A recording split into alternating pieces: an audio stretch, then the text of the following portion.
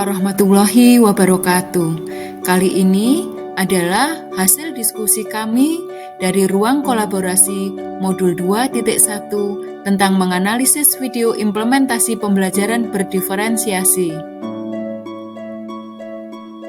Pada kali ini, kami menganalisis video dari Kemdikbud tentang penerapan pembelajaran berdiferensiasi pada jenjang SMA. Hasil analisis kami dari skenario pembelajaran yang telah ditelaah, kebutuhan belajar murid yang berusaha dipenuhi oleh guru tersebut adalah: yang pertama, kesiapan belajar murid, baik itu kesiapan belajar murid, minat belajar murid, maupun juga profil belajar murid. Bentuk konten materi dan sumber-sumber belajar murid yang bervariasi, baik dalam bentuk buku teks, artikel, maupun video. Ini memenuhi kebutuhan murid dari gaya belajar baik yang auditori visual maupun kinestetik. Gaya belajar atau profil belajar murid dalam proses pembelajaran seperti bahan dan sumber belajar dengan memberikan kesempatan cara menjawab pertanyaan sesuai dengan gaya belajar murid. Ada yang menjawab secara verbal, ada juga yang menjawab melalui tulisan, melalui chat pada saat virtual pada Google Meet. Kemudian juga kebutuhan tentang produk belajar yang disesuaikan dengan minat belajar murid. Guru memberikan pilihan, murid boleh menggunakan web atau membuat infografis, video, presentasi PPT, poster, dan sebagainya sebagai hasil produk belajar murid. Dari video yang kami analisis, cara guru tersebut menentukan kebutuhan belajar muridnya, yaitu dengan memastikan untuk benar-benar memahami tujuan pembelajaran yang ia ingin capai dan membuat perencanaan pelaksanaan pembelajaran. Kemudian mempersiapkan bahan dan sumber belajar yang berusaha ia sesuaikan dengan kebutuhan belajar muridnya. Baik itu dengan mempersiapkan beberapa buku teks, salinan artikel baik dari koran maupun media massa yang lain, juga video-video yang berkaitan dengan materi yang akan dipelajari muridnya. Kemudian memberikan pilihan hasil produk pembelajaran sesuai dengan minat dan kenyamanan muridnya. Lalu ada pada video tampak guru mendiskusikan kriteria penilaian bersama-sama dengan murid. Kemudian memberikan umpan balik dari hasil produk murid sebagai pemenuhan kebutuhan belajar murid yang lebih berkembang, lebih baik untuk kedepannya. Dari hasil analisis kami yang berikutnya, strategi pembelajaran berdiferensiasi yang digunakan oleh guru adalah: yang pertama, tergambar adanya penerapan strategi diferensiasi konten dengan menyediakan bahan dan sumber belajar dengan berbagai macam sumber dan bentuk konten materi yang bervariasi, baik berupa beberapa buku, salinan artikel koran atau media massa, dan juga video-video yang diusahakan sesuai dengan pola belajar murid atau profil belajar murid, baik untuk murid dengan pola belajar auditori, visual auditori maupun kinestetik.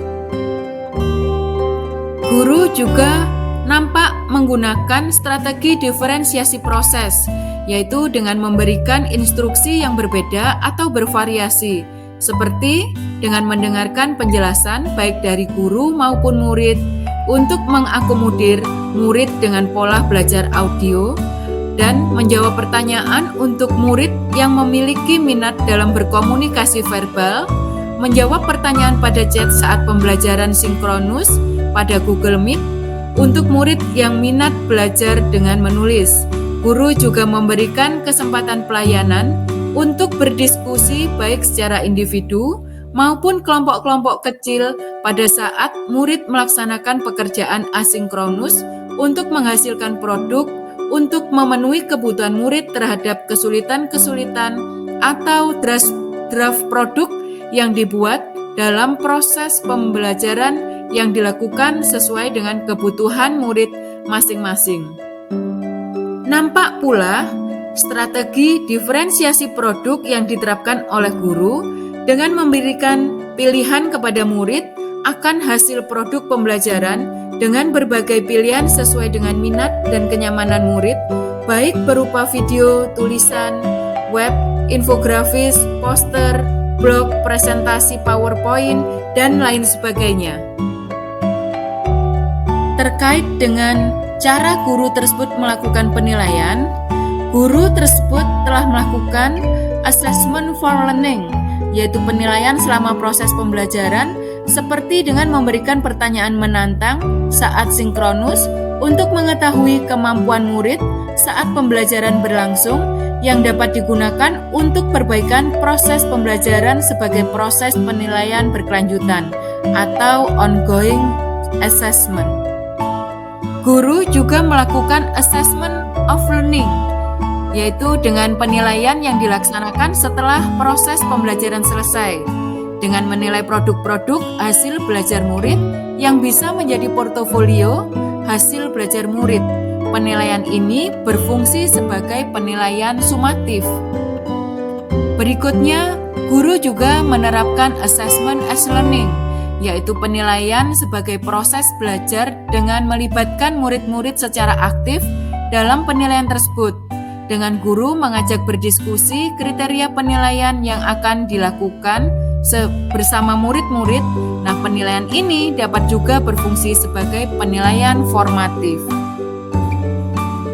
Dari hasil analisis dan diskusi kami, dapat kami simpulkan, dalam penerapan pembelajaran berdiferensiasi, guru harus memastikan untuk benar-benar memahami tujuan pembelajaran yang ia ingin murid-muridnya capai. Kemudian, penilaian sangat berperan penting dalam penerapan pembelajaran berdiferensiasi, karena guru harus memahami murid dari aspek kesiapan belajar murid, minat belajar murid, dan profil belajar murid untuk dapat mengetahui posisi murid-muridnya saat akan belajar dan mengaitkan dengan tujuan pembelajaran yang diharapkan. Ada 3 strategi yang dapat diterapkan, yaitu strategi diferensiasi konten, strategi diferensiasi proses, dan strategi diferensiasi produk. Tidak kalah penting juga, sangat berperan dalam penerapan pembelajaran berdiferensiasi, yaitu lingkungan belajar sangat mendukung dalam pelaksanaan pembelajaran berdiferensiasi. Dalam hal ini, peran guru sangatlah penting untuk dapat menciptakan lingkungan belajar yang sangat mendukung, sehingga murid merasa aman dan nyaman dalam belajar sesuai dengan minat dan kebutuhannya. Demikianlah hasil analisis kami pada video penerapan pembelajaran berdiferensiasi di tingkat SMA. Semoga bermanfaat. Wassalamualaikum warahmatullahi wabarakatuh. Salam dan bahagia.